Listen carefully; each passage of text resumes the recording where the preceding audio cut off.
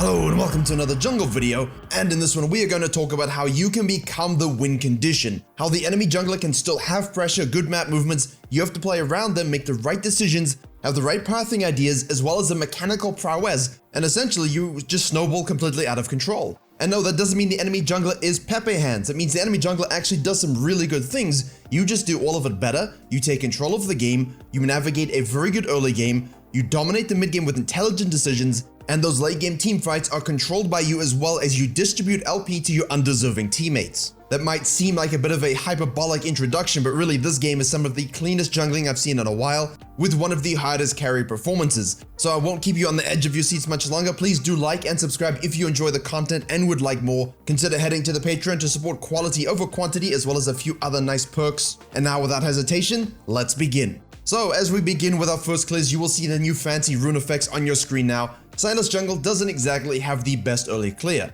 Nidalee on the other hand can do any route she wants. She can invade, she can gank, she can AFK farm. Sylas must have a much more measured approach, considering he gets very low in the jungle when he doesn't get anything off early and he's forced to farm. As such, you see Nidalee show up on the bottom side of the map as your bot lane cheeses. I really don't like that cheese in the tribush. If they leash the junglers right there, they can assist, and Nidalee basically, yes, she does show, she gets an assist, but now it gives a prior on your blue as well as hard camping the bottom lane. So as a Sylas, you know you want to carry, you know you need to snowball, you cannot afford to be behind. So the key about early game jungling and the key about becoming a scaling 1v9 carry is that you not only need to know when to do something, you also know when to give certain things. You know, you've got the 4 forces of the universe, well the 5th one is a bot lane inting. You just have to accept it. So while Nidalee steals your blue and then conducts some tower diving cheese at level 1 to, obliterate the bottom lane even further, the only logical path for Sylas, a slower clearer, someone who wants to duel and get early pressure, is to cross no man's land, steal her blue, and then conduct a nice gank on the top lane. You see, the thing is, a lot of side lanes won't pay attention to what other junglers are doing, let alone what they're doing to other lanes. So yes, Ornn should have realized, hey, you know what, there's a bit of vertical jungling going on, my Nidalee's invading,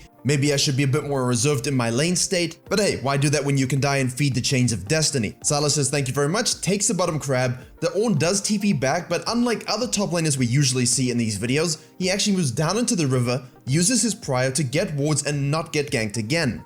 Now while the Sylas would look to actually fight this out, he doesn't have pressure from Riven, his Galio is going back to base and is shoved out of lane, and the enemy laner is a Pantheon, strong snowball, very powerful early, we don't really want to feed him unnecessarily. After all, we saw what happened to the Persians. So hold the wave, reset, go back to base, get yourself your Skirmisher Saber and an Amp Tome. Now normally because of the nature of Sylas's kit, the sustain, the scaling, the snowball power, you would love to go for a Darkseal early. However, because it looks like his lane is actually going to be in a bit of a bad state and the Nidalee is showing a lot of aggression, maybe he wanted to be a bit more reserved and get the guaranteed damage from the Amp Tome. Nidalee on the other hand reset and went to a Raptors, tier 1 camp, not a lot of experience, and so hurt herself a little bit in that area. This allows her to make sure that she gets that bottom crab. Sylas most likely wants to do the wolves into Gromp and maybe probe for something on the bottom lane. Yeah, my Twitch rivals team made fun of me for saying probe so much, but you get it, right? Nidalee isn't looking to AFK farm this game, does another gank on the mid lane, a lot of high pressure lane presence. The Sylas in turn, after finishing his wolves, goes to the mid lane, counter ganks, gets a kill on the Pantheon, it's a 1-for-1 trade and now can shove the Nidalee off. Right, that early counter jungling, the nice ganks that he's had, the counter gank and the gank on the top lane, coupled with his good farm sequencing, has allowed him to be in a great position to mitigate the gank heavy approach from the Nidalee, which is only going to hurt her in the long run.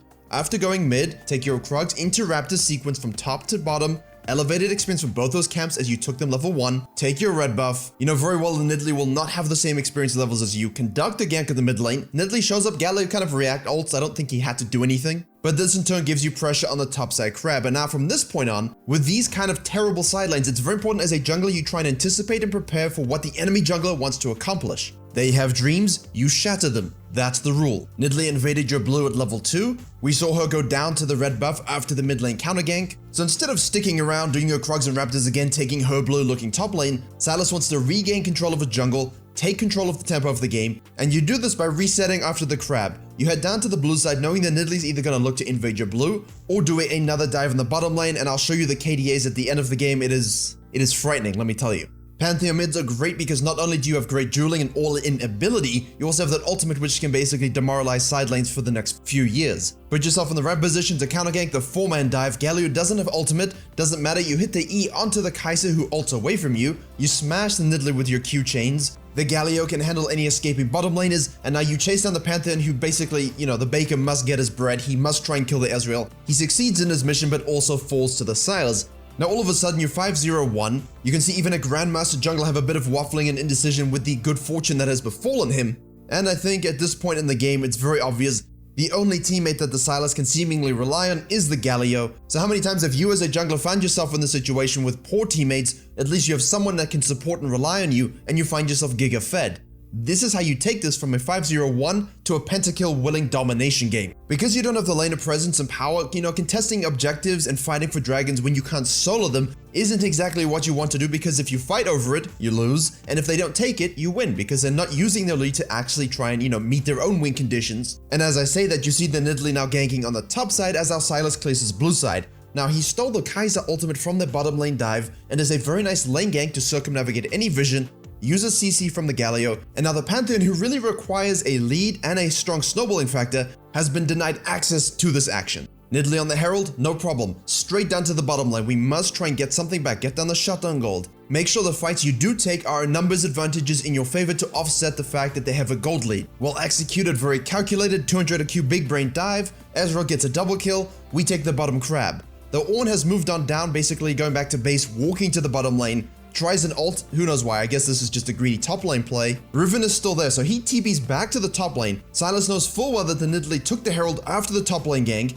didn't show up on the bottom side, so most likely was clearing her blue side camps. The fact that Riven is back in the top lane and Ornn just TP'd very quickly means that Nidalee might be looking to do another something. They are, and they do, and now Sylas must put on the big boy carry pants, because we know he doesn't wear a shirt. Straight from base to the top lane, steal the Ornn ult, and watch as the mechanical outplays and the lead he's gained are used to annihilate two other players' families. You might say that's a bit extreme, but honestly the way the top and bottom playing is extreme as well. But this is the jungle pathing I'm talking about. In lower elo, mid elo, they just think, top lane is feeding, this sucks, I go bottom side.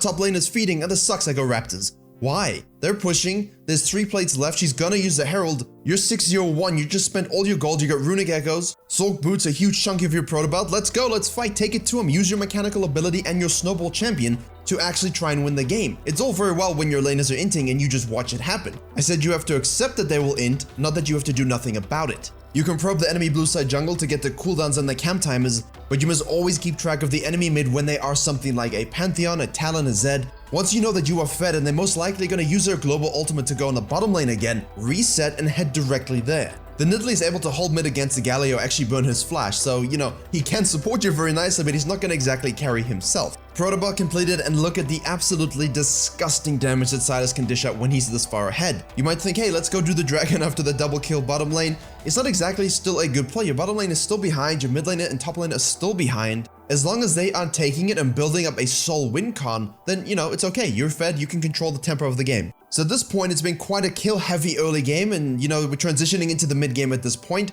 The Sylas farms it out a bit, he goes and looks for another fight, he actually eventually gets shut down. Do be aware of this, don't, push the limits too much. But as we skip forward to 15 minutes, he's level 11. He's on the way to be building that Zhonya's. Be aware that at this point in the game, any fights you take, any fights you engage on, you're the most fed member, you are the sustain, the engage, you are basically the entire team. So if it doesn't go well, make sure you're at least taking 2 to 3 members with you. And in this case, the reason he goes in as well is because you've got pressure on the top lane by the Riven. It's very important in any games that you are losing or you feel like the side lanes don't have control, that you can buy time by forcing the enemy team to make decisions based on your actions. In this case, a nice mid lane skirmish to defend that tower. We know the dragon is still up, and Riven has a lot of pressure to get solo experience, solo tower gold, and that will get her back into the game as well. When you have a game like this as a jungler, it's actually really nice because not only did you make great reads, it's that every time the enemy tried to do something, you cut them off and you got fed. This makes them more and more reserved about their own decision making, and it slows the game down to a tempo that allows your team to really gather themselves, maybe sneak a dragon because the enemy team is too afraid to contest. And yes, you might give up the second Herald for it, but at this point you should feel your team is strong enough to fight. And watch the disruption caused by Sylas, using his E and spells before using the second proc of it to get the stun, mixing in those auto attacks with the passive, the twirly whirlies if you will, the Q damage, the sustain and the damage from the W. There's nothing they can do to deal with you, and when your team is fighting very well around you like the Galio is with the CC, it's very easy to clean up and get an ace. And trust me, there's nothing more demoralizing than winning as a team and then dying and losing in 15 minutes. So from this point on, basically your whole goal is to clear camps during downtime and try and force fights with your team as 5 and make sure you are the carry in each of those moments. That means it's 100% okay to farm your camps, to sequence, to push waves out, to maintain vision control, and not really look for anything and just wait for the enemy team to get highly impatient or someone in your team to get caught out. Which I know happens a lot, but please, if your team is able to make a pick and the enemy steps out of position, don't go Giga 1v5 fighting. You are not that strong, and in an organized sense with better players, they will focus you down and maybe you get 1 or 2 kills, but otherwise you can't do anything. Especially don't look for those fights when your laners are resetting or back in base. It's not their fault that they're back in base. They need to buy, they need to regen. Don't go fighting without them. Do you really need them to actually win the game? Well, not in a conventional sense, but you need them to be sort of bots, right? They're just there to draw the focus away from you, to get in the way of the enemies, and to disrupt the fight so that you can actually control it. But if you int, well then they get Baron and you can't do that. That's now 3 deaths from the Sylas, and you have to be very, very careful about how many of these silly deaths and shutdowns you give away to the enemy team when you have 15 kills. I mean, that is a substantial amount of gold and pressure you've exerted on the game. And this is the thing. One of the things I've been saying in stream and on Discord and in coachings is that a lot of people don't climb and don't win games, not because their early game is terrible, but because their team fighting and concepts of fighting in the late game are absolutely abysmal. If I could walk behind a lot of you with a bell and yell shame, shame every time I watch your fights, I would. And I'm not trying to be toxic, I'm just trying to be very honest with you. Your target selection, your positioning, your timing, it's all off. But what's gonna get the win for the Sylas' team? They just gave away Baron. Granted, Sylas had, a big hand in that, but winning late game team fights and having intelligent itemization is the only way you actually come away with this game's win. So the Zhonya's and the Protoball give you some armor and some HP, some tankiness. The next item here can really vary depending on the game state. If they're an AP heavy comp and maybe you're a bit more of an off tank and you have someone else in your team doing damage, feel free to go Spirit Visage here for infinite sustain, and then you can finish off with, Lichbane, Decap, Leandry's Void Stuff, what have you. But in this case, the added HP for sustain is great, but haunting guys into a Leandry's will do wonders against that particular team. Now what does Sylas love? Stacking the Conqueror and having elongated fights to get off multiple Ws, multiple E-chains, and basically dishing out delayed damage with the Q.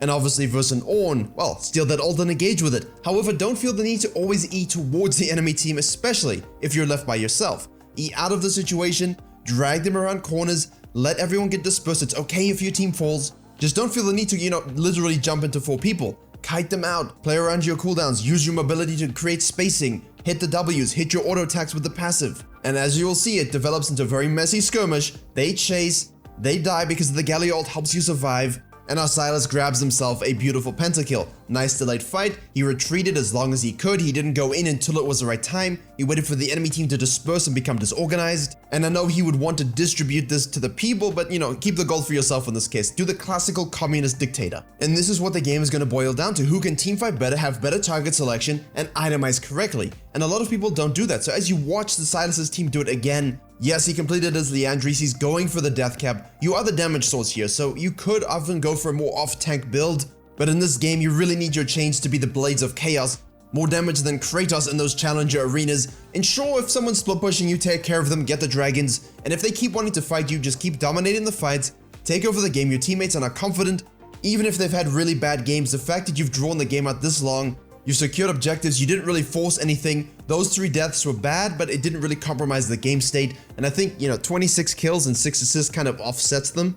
That's just, my humble opinion as a coach. You can see the final scoreboard on your screen now as they close out the final fight. Truly a magnificent 1v9 carry performance. He cut off the enemy strategies. He had great map reads and wonderful mechanics in those team fights. And we not often get to see a pentakill within the flow of a gameplay on this channel. So I hope you enjoyed that. Don't forget to please like, share, and comment if you did enjoy and in fact learn something. We always try and learn things on this channel.